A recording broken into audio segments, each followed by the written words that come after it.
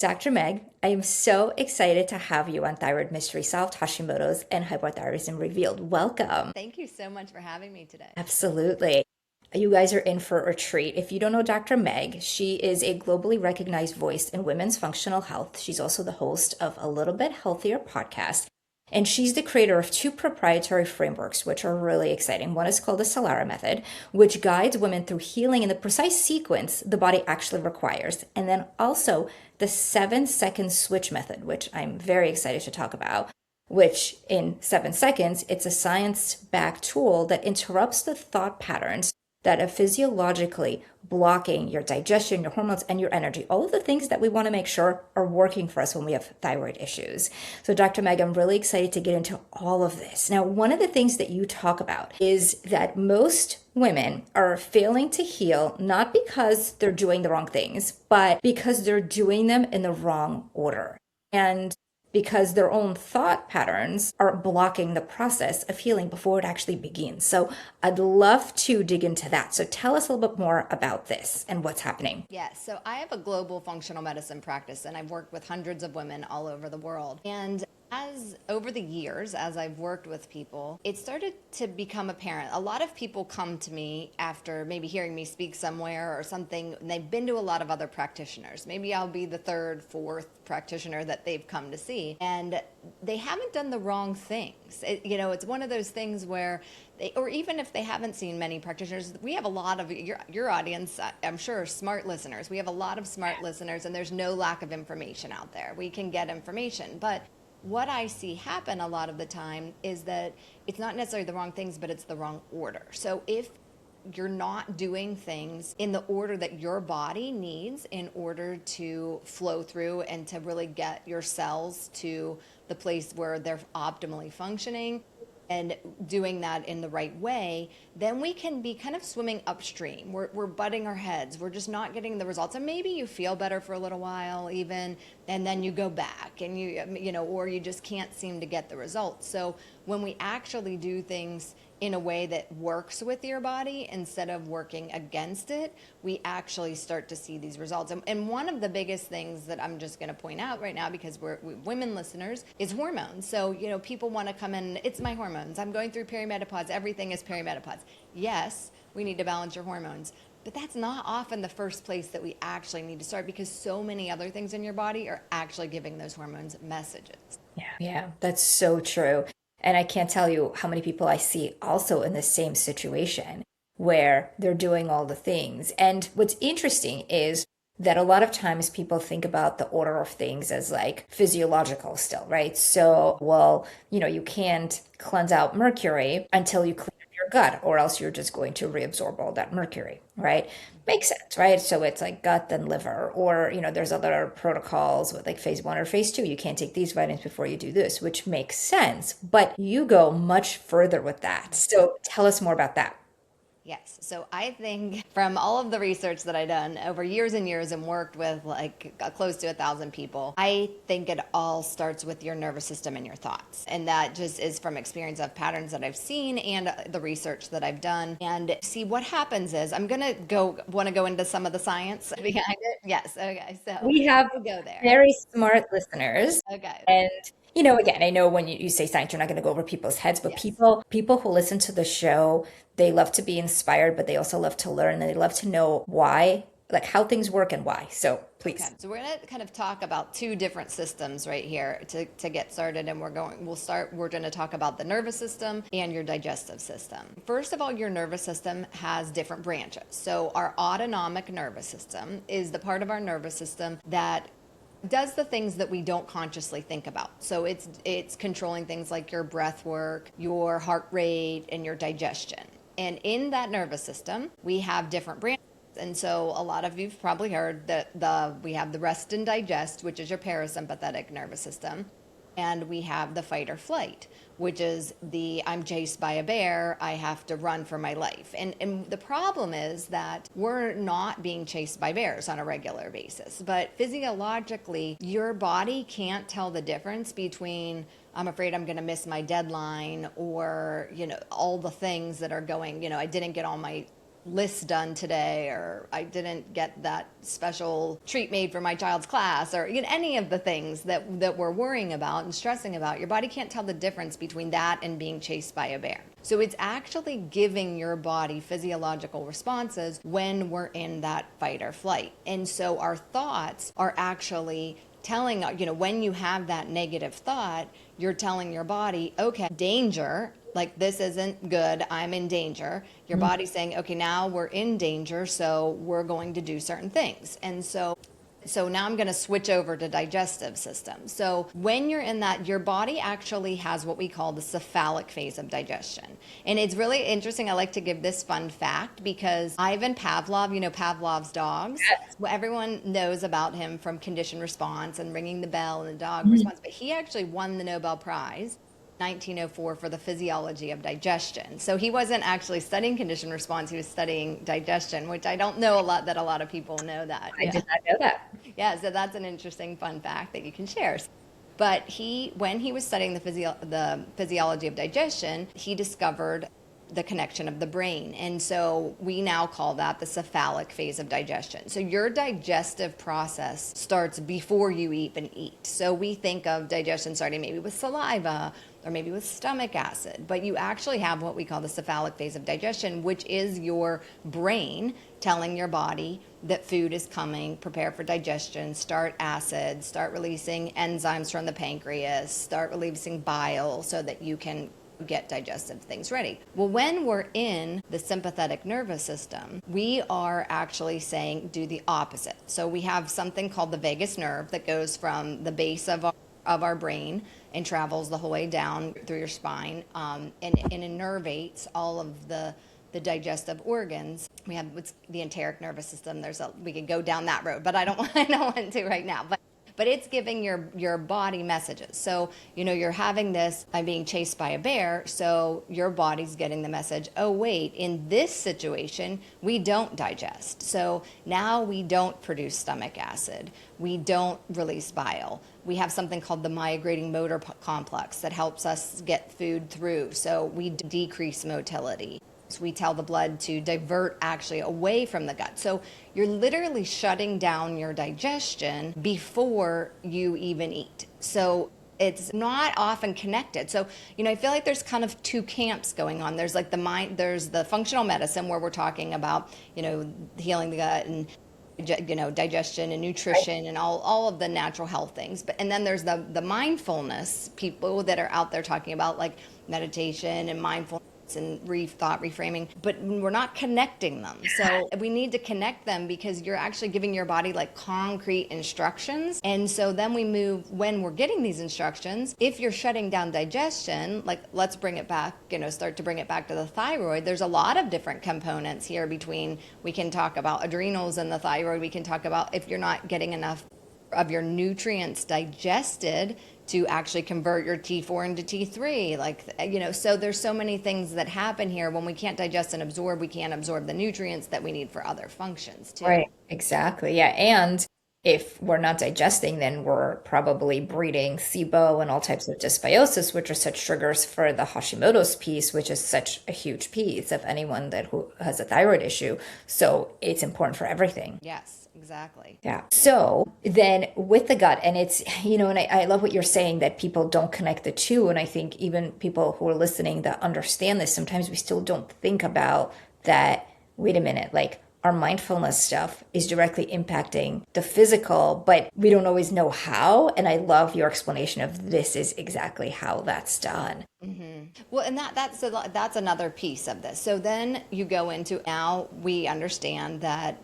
your thoughts are affecting you physiologically, but then what do we do? And so, a lot of people I have a lot of people, even after you have a lot of stress, you can get into a, fight, flight, freeze state, and where even breath work can be too much for you. There's, where some people are at very different points in nervous system regulation. And so we have these tools that a lot of people are given, but a lot of people say, well, okay, let's say you meditate. A lot of people don't have time to meditate, but you do. Okay, I feel good in that moment when I'm meditating, but then I have to go back into my life. And then, or I feel good when I'm practicing mindfulness or doing some of the routines, but then I have to go back to my life. So and so many people also saying to me, well, I just have so much stress. I don't know how, like, yeah, you can say this, but how do I actually deal with it? What do I do? And that's where the 7-second switch comes in. And that's where where it's actually a process to rewire your brain. So we'll go into the science and then we can go through it. I can I would actually love talk to. about what we do. Yes. So, but there is also science behind this. It's not, again, just like, oh, do this and that. We're actually giving our body instructions. So there is a concept in neuroscience called neuroplasticity. And that means that your brain is constantly reshaping itself based on your thoughts. So the good thing, the bad thing about this is we can create paths of thought that we think over and over and over that aren't true. And we've been thinking them so long they become beliefs and we just believe that is true. Yes. But the good thing is we can get out of it. So we just have to actually create a new pathway. And you create a new pathway by creating a new thought and firing that thought enough times that first it becomes a path, then a road, and then a highway. So you're kind of creating this new path. And that's what we're trying to do. We're trying to say, okay, we're creating this new path for you to have this new thought that's actually giving your body the right instructions. And it does take time. It's one of those things you do it and you can think like, okay, I have the shift, and then your mind will go right back to like, wait, but, and it starts justifying it again because it's like, oh wait, well, you're already in that pathway. Right. We already have this, so we have to practice it. But what we do is and it takes, once you get used to it, like, and you do it a while, that's where it really does take only about 7 seconds. So what we do is do you want to go through? Do you want me to go through it with you right now? Yes. Okay, Please. so I want you to think of a thought that is the meanest thing that you say to yourself. So when I'm talking about this, I'm talking about layered thoughts. So I'm going to give you an example here and say, okay, let's say your thought is, okay, what are you always saying to yourself? It's, I'm always late. Okay, well, why does it matter that you're always late? Like maybe you're stressed about being late. Okay, well, because I'm letting down the people I love. Okay, well, why does that matter? Because I'm not good enough for love. So there's often these like underlying core thoughts underneath the kind of the surface levels that when we drill down, we come back to. So you feel that, you take that. So I want everyone to just like, you can practice this later, but take time and just think of that. When you're up at 3 a.m. and your mind's racing, like what is the thought that core thought? And so then we take the core thought and we say, okay, now where do we feel this in our body? Because we often are holding this energy in our bodies, and we're so used to go, we don't even know it. So you feel the thought and you feel it like, okay, maybe your stomach feels tight. Again, remember our body's physiologically responding. Maybe your shoulders are heavy, you might feel tightness. So you say, okay, feel the thought in your body, and then you question it. So, and this is like each step has purpose, but this is an important part. And you say like, do I 100% know that this is true? Because it's actually not true. So it's just that you've been believing this thought for so long that you feel that it's true, because now it has become a belief of yours just based on repetition. And so we say, okay, do I know this 100% true? And 99.9% of the time, the thoughts that are that are going through our head every day on repeat all the time are not true. And we can't prove it, but we just, keep repeating these same patterns. So you say, okay, so then you prove to yourself, okay, this isn't real. This is a thought. And then you remove it from your body. So you want to actually try to physically remove it, like, kind of, if you can, you might be around people when you're doing this, but like imagine swiping it from your mind. Imagine Right. like you can actually physically like pull it out of your stomach, pull it out of your chest, like let it go. So just get the thought out of you, and I then do that and with cut my it off. kids. Yeah, pull it out and then remove it, and then we replace it. So then we say, okay, you replace it with we're giving ourselves that new neurological pathway. So you replace it with something that can be believable. So you're not saying like, okay, that like I'm so amazing or something. It's something that's like, I'm okay in this moment. I am healing. I can get better. Like, I am good enough. Something that's just can stick, that you're like, okay, I can feel this. And so then you replace the thought and you feel the shift, and then you put one hand on your belly. You don't have to put your hand there, but like I'd like to feel that you're breathing it. You breathe in do a deep belly breath, and then you want to try to exhale longer than you inhaled, to activate your vagus nerve. So we're resetting our nervous system at that point. So now we have gone through, and again, when you practice, it's just like, okay, that thought, you go through it. It's much quicker. But, and I have been doing this for so long that it's just when you start to do it, it's very interesting because you start to realize how you feel things in your body. Yeah. You're catching your thoughts so often. So like I'll feel like sometimes I don't even know like what I'm feeling, but I'll catch it like, ooh, my body shifted. Like, ugh, I feel tighter. I feel like, you can tell that something happened. Like, well, what was that? And it's like, I got that email from that I didn't like, or oh, someone said this or whatever. And then you can go clear that, like switch that thought. But it's funny when you're doing it so for so long, it just kind of naturally comes in and you're able to just like, okay, we can switch it. And yeah, but at first you will do it.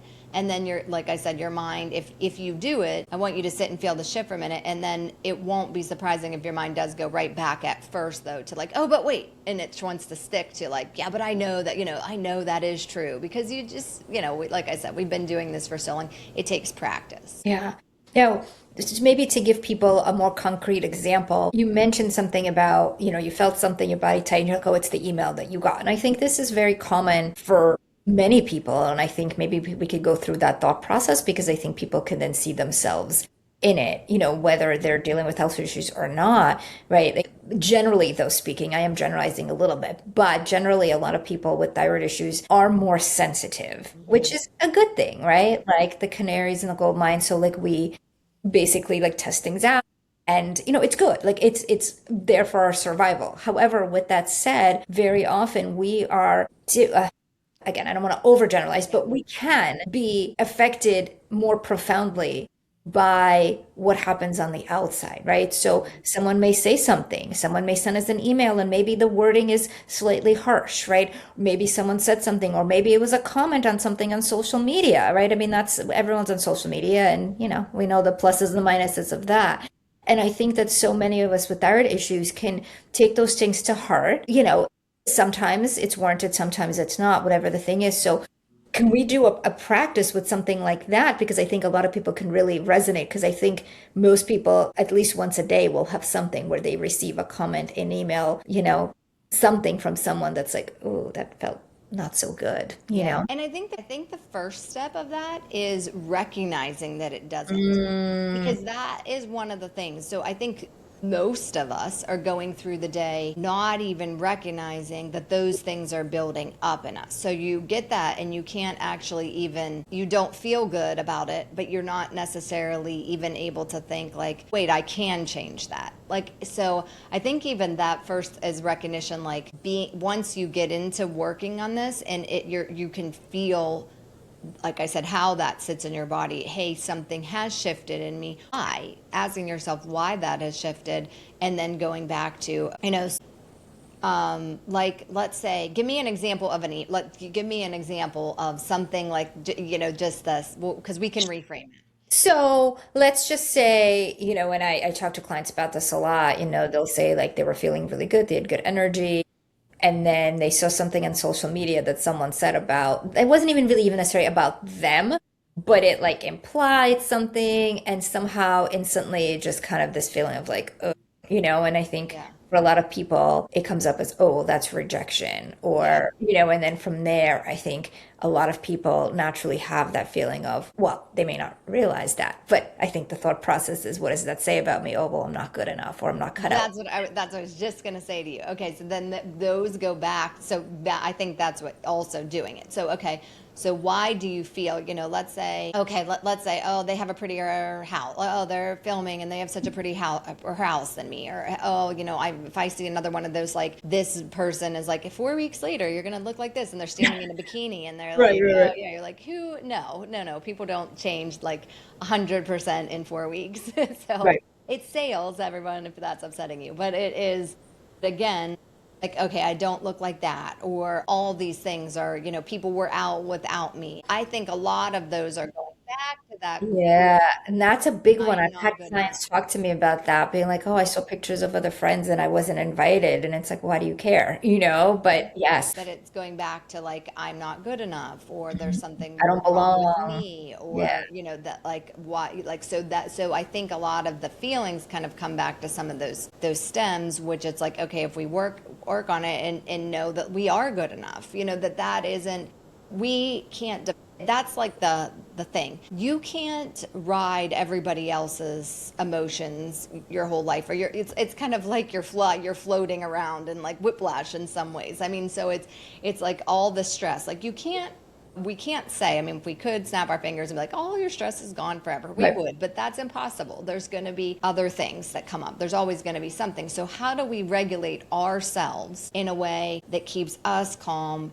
keeps us centered, keeps us healthy, keeps our body functioning? So, we're learning to keep ourselves in that space where we are as healthy as we can be because we're regulating our bodies and our mind. Why, like, so you have to go back to, okay, why, if you are upset about that, why? And really, again, is that true? Like, is that 100 when we're feeling that, is it 100% true? Like, no, it generally isn't. Maybe those, like, let's say you weren't invited. Well, okay, so you're going back to like, they all went out without me, they don't like me. Okay, that you don't know that. You're saying that that's your thoughts creating, a pathway in your mind. They may have been together another time and it was like, oh, we should do this, and it just came up and they didn't mean to not, invite you, or there was a connection somewhere else, or there's always, we can't say why, but I think it goes back to those core things where we're feeling like we're creating that negative story, and we need to change. You need to change the story. It could be the exact same thing. You have a different story and you're like, everybody loves me and it just didn't work out tonight, or something happened, whatever. It's no different. It's just the fact that it's the story that you're telling yourself. We're really, our nervous system reacts to how we perceive things. And so I think that's a really really big thing to think about, because it's not what it is, it's how you actually perceive it. So Yeah. I do also want to just a little bit, the other point, because you did bring up the more sensitive thing. And so the other thing is we do start to get where our nervous system and our immune system start to become, we can get to that point where they're becoming hypersensitive. And so we do see that a lot of times in women, where you're kind of in this. I do like to kind of say, I use an analogy here when I'm talking with people, because I do work with a lot of sensitive people, and it's like, if I gave you a rose and I said, oh, smell this rose, and you were like, okay, it's nice, it smells good, I'm happy. And then I was like, okay, you need to touch, every time I hand you the rose, you're going to touch the stove. And every time you got the rose, then you're like, I'm touching the stove, I'm getting this negative response. And then I take the stove away and I'm like, okay, now here's the rose again. Your body's still going to react to that, Yes. because it's going to feel that, like, that stove, that rose isn't a good thing. And so we do need to, again, where a lot of us are sort of trained in this hypersensitive way, to calm the nervous system, actually back down and feel like you are safe, because a lot of the health symptoms and that sensitivity and the overreaction to everything won't calm down very well until you can give your body that sense of safety back. And that's a big one. That I'm so glad you're mentioning that, because I think most people, actually just had a conversation with a client yesterday. They had a new baby. He didn't sleep for 6 months, and now obviously a lot of things are going downhill in his health. And he was like, "Oh, but the baby's sleeping now, so just with time, I'll feel better." And I'm like, "Well, yes and no. I mean, yes, eventually, right? But like, we need to actually recalibrate things back down and heal the adrenals and do some of the things." And so I think it's true in so many different instances. So the question is, with adrenals, we know how to do that from a biochemical perspective, but from all of the other recalibrating, how do people do that when they have become even more sensitive from a nervous system and immune system perspective? Yeah, well, I think that you have it just takes time and it takes effort. And I think this is like a thing that people want to skip over. We live in a world where where our health system is designed around medicine. And so it's You like, just give me a pill, Dr. yeah, Meg? Come on. exactly. Give me a pill. I have an issue. I need a pill. That's what we do. So we're savvy and we're like, okay, we want to do this ourselves. We don't want to just rely on a pill. I see a lot of people switch that over to like just supplement answers. So Yeah. it's like, okay, I don't want to take medication, but I just want to supplement my way out of everything. Well, you know what? Those also have effects on your body. Every one of the supplements you take also do have effects on your body. And so we don't necessarily, again, just want to supplement our way out of things. And we can't always. You know, there's certain things, yes, you can, but you can't just like always just say, okay, we're going to replace the medication with supplements. So then we kind of go back and we're like, okay, but we understand we need to eat right, we need to get the right nutrients, but we don't necessarily want to take the time to do the nervous system work because that's too simple, right? It's Yeah. like that doesn't give us a concrete answer. And so that's where when we start there and we say, okay, I'm going to work on, and like that's why, you know, I'm writing a book, the seven, like all about this, about the 7-second switch, about neurodigestion, about all why this works physiologically, and then my whole Solara method. So that should be coming out soon. And the reason that I want to give this to people is because it explains why we have to start there. Because if we're doing those other things and we're not going back to this, and the reason that, you know, this I start with the 7-second switch is because that takes not like, you don't have to take time of your day. You don't have to say I need 20 minutes. Like there is literally no excuse. Like Yeah, you can do it on the go as it's you happening. do it. You do it in the shower. You do it in the car. You do it like anywhere. It's a tool you have like all the time. So Yeah. you don't have to say, don't have time for it. You can start right there. And that's where I see people getting the effects because they do it. They do it in the situation. Their minds start to change. They start to live their life different because their thoughts around around themselves. I mean, how often do we judge ourselves? Like I'm too. I'm like, okay, I'm not judgmental of other people, but I have to really be careful of judging myself. And so we're living with our worst critic all the time in our head that likes to like Yeah. tell us all the stuff. And so, you know, really just starting there and starting to do it. Now you can also do some, you know, even some vagus nerve exercises. And those are free too. You can do like humming or gargling or things like that. Brush, you know, like you can do it in your kitchen when no one's around. Those, you know, those aren't going to be doing anywhere, but they're also free techniques. So I think we just brush over these to get the other deeper things. And if you just start with the basics, you can build the blocks to get to where you want to be so much more effectively. So in order to then desensitize, this is where people have to start. Yeah, well, I work with a lot of MCAS people, so you know, when we're talking about like sensitivity, those are some of the most sensitive Yeah. And cases for that I people who may see. not be familiar, that's mast cell activation syndrome. Hmm. And it's something where, you know, people have so many different symptoms. We have a Hmm. whole podcast on that as well.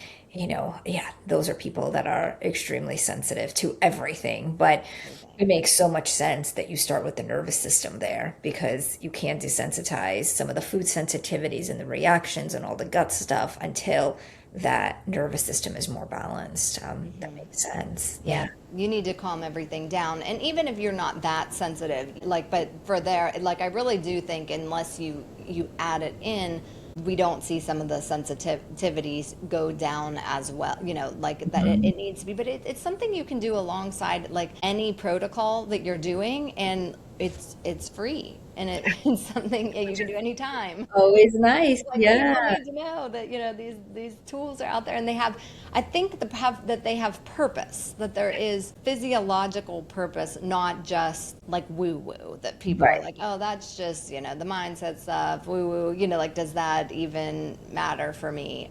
When we see like, oh, that actually affects your body, this is why you do it. Some of the other things maybe you're investing in and you're doing aren't going to be as effective unless you work on this too and work on those. I'm not discounting all of the wonderful things that we do, but it just adding. This is something to add in and start with. Yeah. Now I wanted to go back to what you talked about in the 7 second switch, the middle part where you recognize the belief, like I'm not good Hmm. enough, I'm not capable enough, whatever it may be, right? Yes. And then you ask yourself if it's true, Hmm. and then you kind of shift into the more positive. So this is where I think a lot of people get stuck because I think that they probably can recognize that it's likely not true, or at least not true Yep. most of the time. But switching it, I think, is very hard for people. If it's something like, okay, let's say they're saying I'm not good enough, or I'm not capable, or I'm not strong enough to heal it, or I can't possibly take all these vitamins or whatever it may be, right? Just reversing the thought to, yes, I am good enough, right? Then kind of sometimes feels false. And then it's almost like your conscious mind is fighting with your unconscious mind because,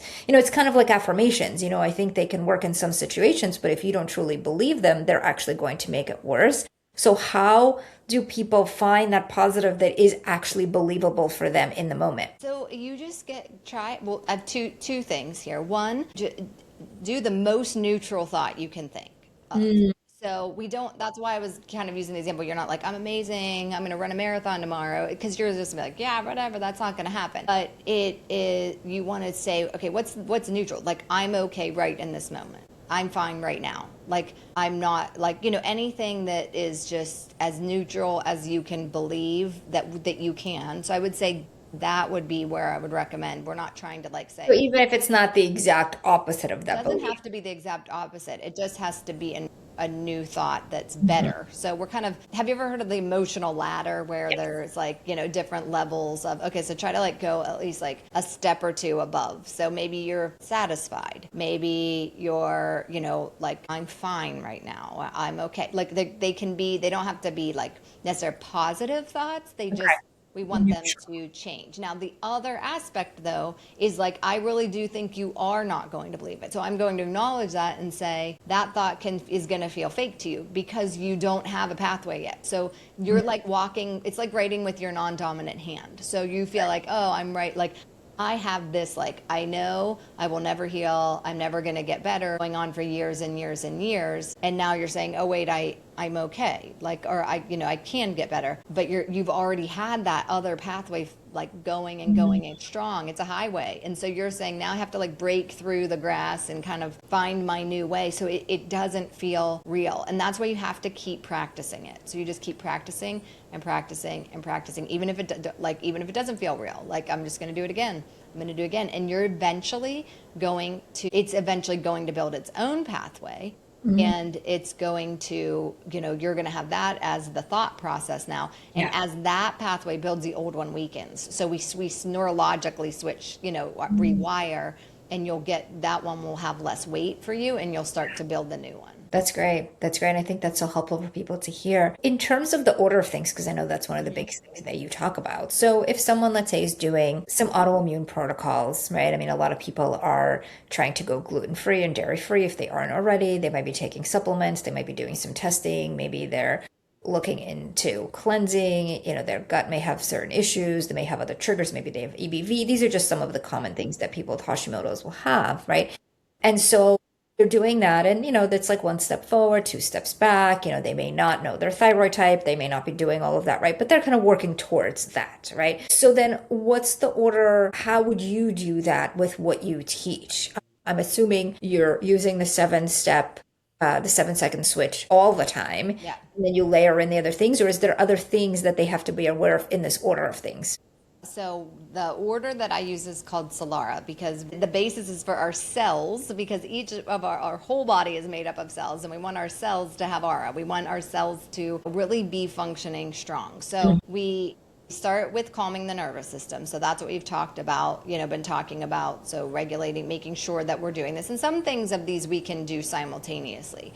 But then we need to engage digestion. Many things that we talk about, if we're not digesting and absorbing the nutrients that we need, particularly for your thyroid function and all of our functions, we're not getting the full benefit of some of the other things that we're doing. And so sometimes we're doing things that, are focusing on one piece without looking at the whole body. And so we want to make sure that we're engaging digestion, that we have good motility, so we can make sure we're able to digest and absorb the nutrients. Then we also have to make sure we move into loading the nutrients. So we have to load our nutrients and make sure that we're getting, that now we're digesting and How we're absorbing. digesting, let's make sure So we we're got to getting make what sure we we need. get them. Yep.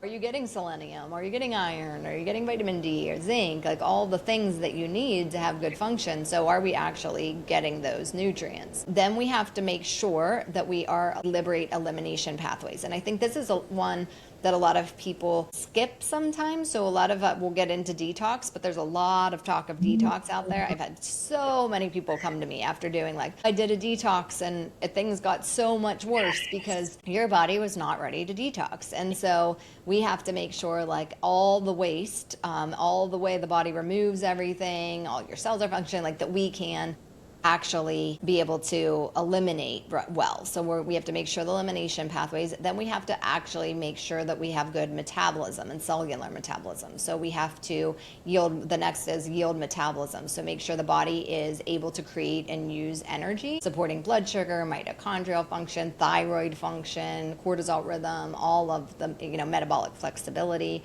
all of that. And then actually, and this is where surprise people, then we look at hormones. Then we're looking at sex hormones, because if we're not, if we're doing that, and I know that's like a big one, a lot of people are talking about hormones, and that's wonderful. But again, if we're not getting all of those other things in, we're not actually doing the things that are establishing good hormone function and good balance. So then we make sure that the hormones are balanced, functioning, estrogen, testosterone, progesterone, all of the hormones. And then after that, we work on detoxing. So we work on detoxing last, after everything else is done, because if everything else isn't in order and you try to detox a lot, that's when I see the most often where it backfires and people are doing things that are actually causing worse things. And they're not always bad things. They're just not right for the person right now. And it's confusing. I have people message me all the time. I'm like, should I do that? Should I do that? And I'm like, or I saw this on this podcast or on this, Instagram. And I'm like, not for you right now. Like not a bad thing overall, but like I wanted you all to think, like, what is the purpose for you? Like if you ever see a product or a supplement or something out there, like not just that, oh, that's the greatest and that helped that person and their life totally changed, but like how does that help you and how does that fit into like with what you're working on and where your body is? And I think if we think of it in that way, like what is our purpose, and so much more intentional than just adding to like the supplement graveyard. Yeah, for sure. Yes. That makes sense. And yeah, the supplement graveyard, that's our whole other podcast. I mean, that's partly why I have Thyroid Love, to try to condense things, because people are taking so many different supplements, and there's, for a lot of people, no need to do 10 different bottles, but there's also a time and place for things. And I love Yes. what you're saying, that it's the digestive piece and a nervous system piece and then the hormones and then detox. And I agree so much. Like there's so many people who want to do major detox, but when your body's not ready, it's not going to help, and all those pieces need to be in there. Just fighting against yourself a lot of Yeah.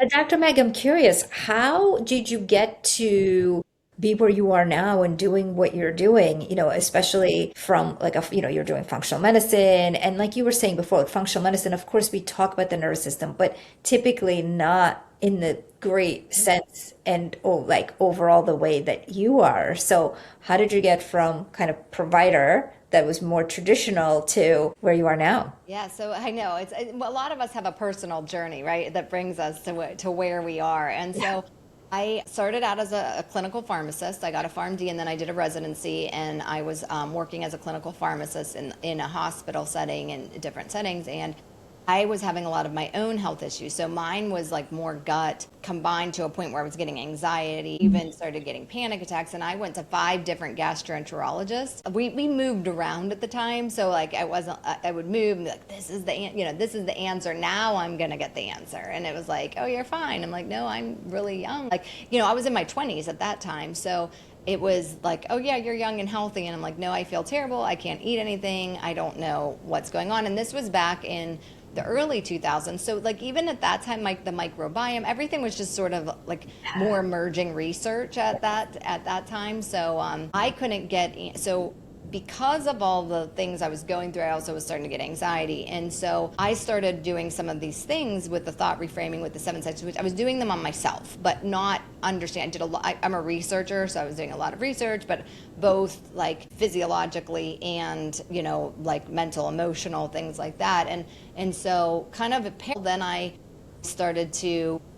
actually found functional medicine. And so I actually got certified in functional medicine. I was like, slowly, but I started to be able to heal myself. And then I was like, oh, I need to change my career and help people. And so that's why I left my career and opened a virtual functional medicine practice. But at the same time, like at that point, I wasn't really bringing a lot of this in. It was more of all the, the healing, the protocols, those kind of things. And so I was like, okay, I'm going to do this. This is great. Not even knowing for me that the other piece was involved in my healing process because I was just doing it. Sometimes when you just Yeah. do it, then you're like, oh, it's just happening. So I was seeing people have success, but there were people that were just stuck that again had so much stress in their life. They were, again, that like two steps forward, one step back kind of thing, would get in these patterns. And so I started to bring it into my practice. And when I started to bring it into my practice, it was like everyone, I just was so like shocked at what a difference it made. So when people worked on this piece, it was like a huge difference in how everything else worked. And so, it's just been years of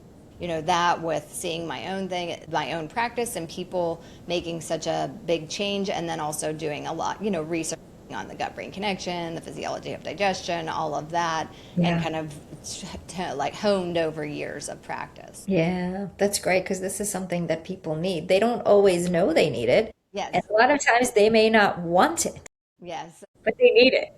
And I think it's so nice with the work that you do, right? Because they're coming to you for all these health issues and you're putting it into this framework and into this like sequence thing. So they're not, I mean, they probably don't even realize you're giving them all of the things that they need because that's not what they may oh think, yes. right? But I just love that so much because, I see the same in mine too. It's like when you introduce all these things in the right order, people just heal so much faster. And, and I find too, it's not even just the healing. I mean, of course, that's really important, but a lot of people just start doing different things, right? Like they may change careers as a result of that and do something they've always wanted to do, but never felt like they could for various reasons, right? I mean, there's so many limiting beliefs that we have, and I think there's so many blocks that can be unblocked with some of this work that we may not even be looking for, but they just happen, which is just so nice. Yes, yes. Yeah. And actually, I moved in, so I opened the Women's Functional Health Institute, and now I actually certify women's functional health coaches.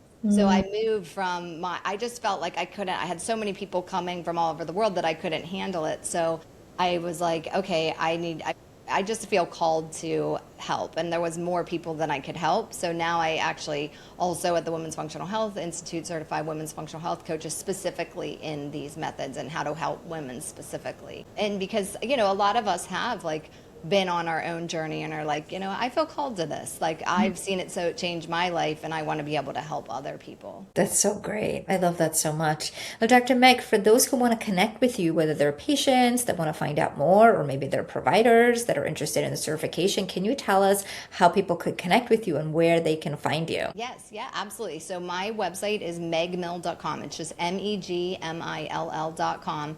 And the Women's Functional Health Institute is womensfunctionalhealth.org. You can actually get there from megmill.com too. We do have it linked, but it's womensfunctionalhealth.org. And that is a site you can learn more about the certification and how we're helping women out there in the world. And like I said, I am writing, and the book is not out yet, but I am in the process of writing a book that we're releasing called the 7-Second Switch. So if you want more information about that, you can get that at, again, just go to the website. It will be up on the website, megmill.com. And then I do have a podcast called A Little Bit Healthier. So we're talking about things that you can do every day in your life to be healthier. And I'm over on Instagram at Dr. Meg Mill. We have fun there too. Amazing, amazing. So everyone, you guys can connect with her there. We'll put all of that in the show notes. And thank you so much for being here today and for all of this information. I know it's going to be helpful to so many people. So thank you for being here. Absolutely. Thank you so much for having me. Of course. Okay.